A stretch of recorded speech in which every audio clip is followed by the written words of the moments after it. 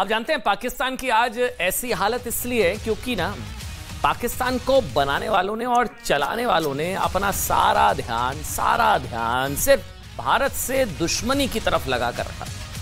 आज भी जब पाकिस्तान जल रहा है ना, लोग दाने दाने को मोहताज हैं, दाने दाने को दंगे हो रहे हैं। पूरे एशिया में पाकिस्तान में महंगाई सबसे ज्यादा है, बुरा हाल है। पाकिस्तान को दुनिया से एक एक फूटी कौड़ी तक नहीं मिल रही है, उस पर लाखों करोड़ों रुपए का कर्ज है, खूनी संग्राम हो रहा है, लोग सड़कों पर हैं।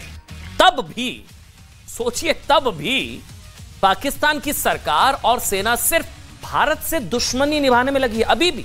जी हां, इसका सबसे एक नया उदाहरण आपको दे देते हैं, आपको हैरानगी होगी। मतलब देश में दंगा अभी भी चल रहा है, प्रोपेगेंडा। इसी महीने की 22 से 24 तारीख के बीच ना कश्मीर के श्रीनगर में G20 की एक बड़ी बैठक होने वाली है, जिसमें G20 में शामिल देशों के प्रतिनिधि पहुंचेंगे। कश्मीर से आर्टिकल 370 हटने के बाद से कश्मीर में होने वाली यह पहली बड़ी अंतर्राष्ट्रीय बैठक है। अब आप सोचिए, कश्मीर भारत का अभिन्न अंग है भाई।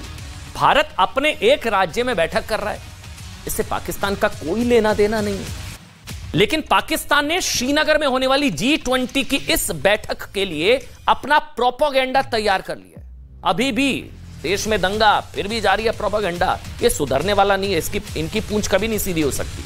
सोचिए, जो पाकिस्तान अंदरूनी खूनी संग्राम से हिट विकेट हो रहा है, वो अभी भी भारत विरोधी टूल किट बनाने में लगा हुआ है। न्यूज 18 इंडिया को विश्वसनीय सूत्रों से पता चला है, ध्यान से सुनिएगा। पाकिस्तान के विदेश मंत्रालय ने अपने अलग अलग दूतावासों को भारत विरोधी माहौल बनाने का एक आदेश जारी कर दिया है। खुद का बचना मुश्किल है, लेकिन ये दुश्मनी निभा रहे हैं पाकिस्तान। इसके लिए क्या किया गया है, बाकायदा एक डॉक्यूमेंट जारी किया गया है, जिसमें दूतावासों से कहा गया है कि वो संबंधित देशों में प्रोपेगेंडा थीम का प्रचार करें। इसमें अतीक अहमद के एनकाउंटर से लेकर हंसी आती है कभी कभी इन लोगों पर, अतीक अहमद के एनकाउंटर से लेकर सीए, वही घिसी पिटी स्क्रिप्ट है, सीए, एनआरसी, घर वापसी, हिंदुत्व, लव जिहाद, एंटी कन्वर्जन लॉ, खालिस्तान की वकालत, और भारत में वो सबसे घिसी पिटी लाइन, मुसलमान खतरे में है, अल्पसंख्यक खतरे में इंडिया में, जैसे एजेंडे को शामिल किया गया है। वो यह एजेंडा अतीक अहमद के एनकाउंटर को भारत में मुसलमानों पर होने वाले अत्याचार की कहानी बताकर पेश करने की पाकिस्तान की योजना पर आपको भले ही हंसी आ रही होगी, आपको भी हंसी आ रही होगी कि माफिया मारा है भाई, मुसलमानों का क्या लेने देना माफिया से। लेकिन अपने घर में लगी आग बुझाने में असफल पाकिस्तान किसी भी तरह भारत से दुश्मनी निभाना चाहता है। इस टूल किट का एक हिस्सा पूरी तरह से अतीक अहमद को समर्पित है, जिसका शीर्षक है, बल्कि जो डॉक्यूमेंट है उसका शीर्षक है Atiq killing, a butcher state for Muslim, यानी कि एक देश जो मुसलमानों की कत्लगाह है। इसके अलावा इस डॉक्यूमेंट में पुलवामा हमले पर जम्मू कश्मीर के पूर्व राज्यपाल सत्यपाल मलिक का बयान, पूर्वोत्तर राज्यों में हाल ही में हुई हिंसा पर भी फोकस करने के लिए कहा गया। माहौल बनाओ भारत के खिलाफ, खुद का बचना मुश्किल है पाकिस्तान का, बचे हैं दिन 4, लेकिन अभी भी चल रहा है दुष्प्रचार। अब भूखा पाकिस्तान मतलब मर रहा है, आग में जल रहा है पाकिस्तान, और टूटने की कगार पर खड़ा पाकिस्तान ये सब क्यों कर रहा है, आपके जहन में भी आ रहा होगा ना, हम आपको बताएंगे।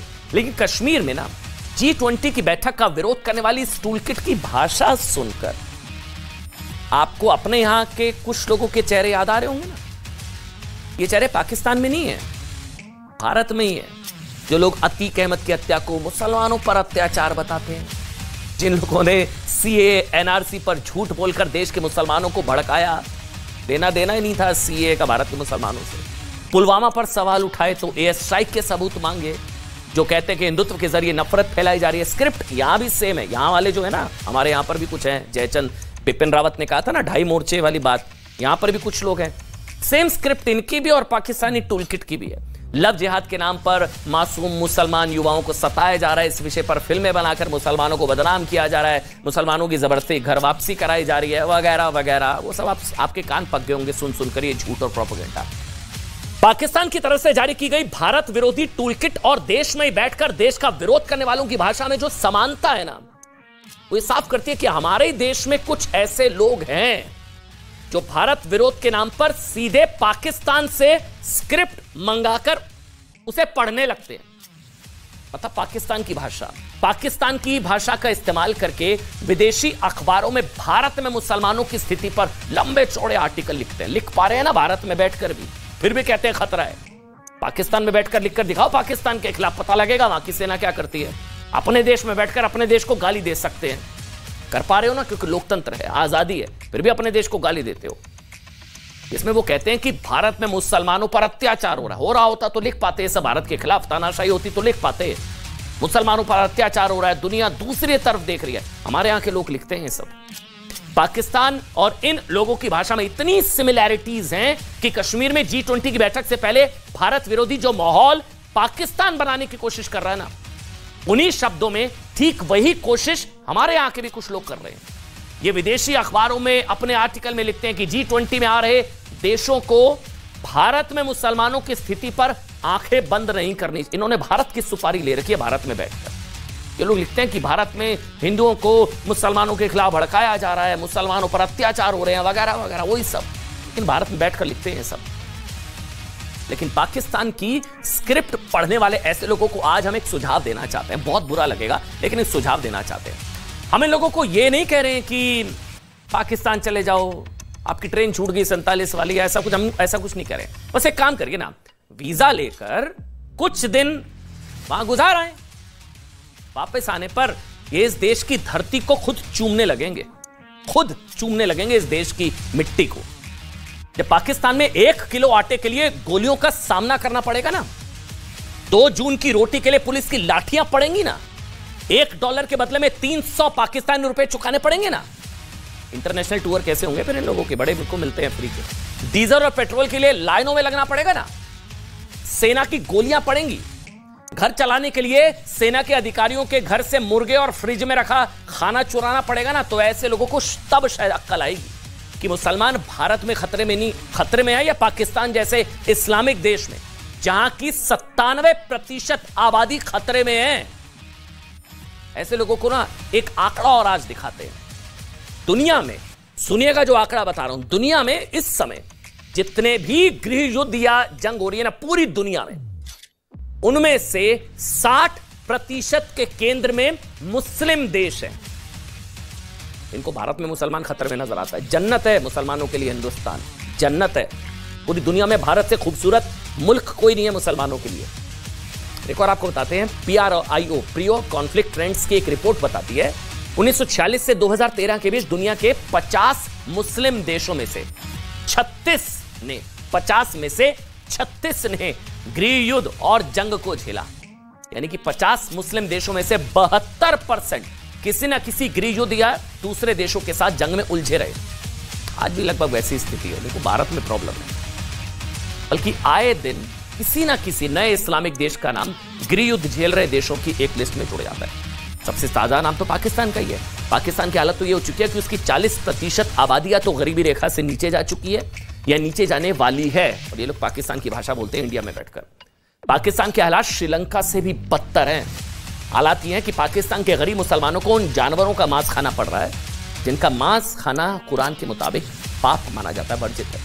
पाकिस्तान में $1 की कीमत करीब 300 रुपए के पार हो चुकी है। महंगाई ऐतिहासिक स्तर पर है। वहां के नेता एक दूसरे के खून के प्यासे हैं। पाकिस्तान की जिस सेना को सर्वशक्तिशाली माना जाता है ना, उसके सामने जनता ही सीना तान कर खड़ी होगी। पाकिस्तान में 23 करोड़ मुसलमान रहते हैं। पाकिस्तान में कितने? 23 करोड़। भारत में लगभग उतना ही समझ लीजिए, 22 करोड़ मुसलमान। सोचिए आज पाकिस्तान में रहने वाले उन मुसलमानों को कितना अफसोस हो रहा होगा। मैं फिर से लाइन बोलने जा रहा हूं, बहुत बुरी लगेगी कुछ लोगों को। सोचिए आज पाकिस्तान में रह रहे उन मुसलमानों को कितना अफसोस हो रहा होगा जिनके पुरखे बंटवारे के वक्त भारत छोड़कर पाकिस्तान गए। और सोचिए आज भारत के मुसलमान खुद को कितना सौभाग्यशाली मान रहे होंगे कि बंटवारे के वक्त उनके पुरखे पाकिस्तान नहीं गए, उन्होंने भारत को चुना। हालांकि इस देश में कुछ लोग ऐसे भी हैं अभी भी जो आज भी पाकिस्तान की भाषा बोलते हैं, पाकिस्तान के लिए भारत विरोधी टूलकिट तैयार करते हैं। और ऐसे लोगों को आज हम कुछ दिन पाकिस्तान घूम आने की सलाह दे रहे हैं। घूम आए एक बार, कुछ दिन तो गुजारिए जरा पाकिस्तान, क्योंकि पाकिस्तान में जो हालात है ना, उस वजह से अब पाकिस्तान के लोग अपना देश छोड़कर भाग रहे हैं। वो कह रहे हैं कि मतलब ये एक ही इलाज भारत में मिल जाओ आज के आज, पाकिस्तान का एक ही इलाज भारत में मिल जाओ आज के आज। यही पाकिस्तान के लोग कह रहे हैं हमें बचा लो। खबर यह है कि पिछले 48 घंटों में सैकड़ों अमीर पाकिस्तानी प्राइवेट और चार्टर्ड विमानों में बैठकर दुबई जैसे देशों में पहुंच चुके हैं। लेकिन पाकिस्तान को अपने घर की चिंता नहीं है, वो G20 का हिस्सा नहीं है, फिर भी उसे भारत में होने वाली G20 की बैठक से परेशानी है। कश्मीर पाकिस्तान का हिस्सा नहीं है, फिर भी वो कश्मीर में होने वाली इतनी बड़ी बैठक को नहीं पहुंचा पा रहा है। कश्मीर में G20 की बैठक को लेकर पाकिस्तान के पेट में इतना तेज दर्द हो रहा है कि वो सिर्फ टूल किट के जरिए इसे बदनाम नहीं करना चाहता, बल्कि वो G20 की बैठक से पहले कश्मीर में कोई बड़ा आतंकी हमला भी कर सकता है या कोशिश कर सकता है। कर तो सकता ही नहीं है, साजिश कर सकता है। इसका इशारा खुद पाकिस्तान के विदेश मंत्री बिलावल भुट्टो ने 3 दिन पहले किया था, जब उन्होंने कहा था कि पाकिस्तान कश्मीर में G20 की बैठक की आलोचना करता है और हम भारत को ऐसा जवाब देंगे, तो याद रखें। इजलास होने जा रहा है श्रीनगर में 22 को, तो आपको क्या लगता है कि आप समझते हैं कि ये जो इजलास होने जा रहा है ये G20 की तरफ से इन्वेस्टमेंट है कश्मीर की? नहीं यार, आप एक ऑब्वियसली हम इस चीज़ को मज़ाहमत करते हैं और वक्त पे एक ऐसा जवाब देंगे कि हमको याद रहेगा। अच्छा, विदेश मंत्री एस जयशंकर ने क्या जवाब दिया था ना, वो भी सुनिए। सर, उनका कोई G20 से लेना देना नहीं है। आई विल ऑल्सो से उनका कोई श्रीनगर से भी लेना देना नहीं है। There is only one issue to discuss on Kashmir, which is when does Pakistan vacate its illegal occupation of Pakistan occupied Kashmir. और उधर आपको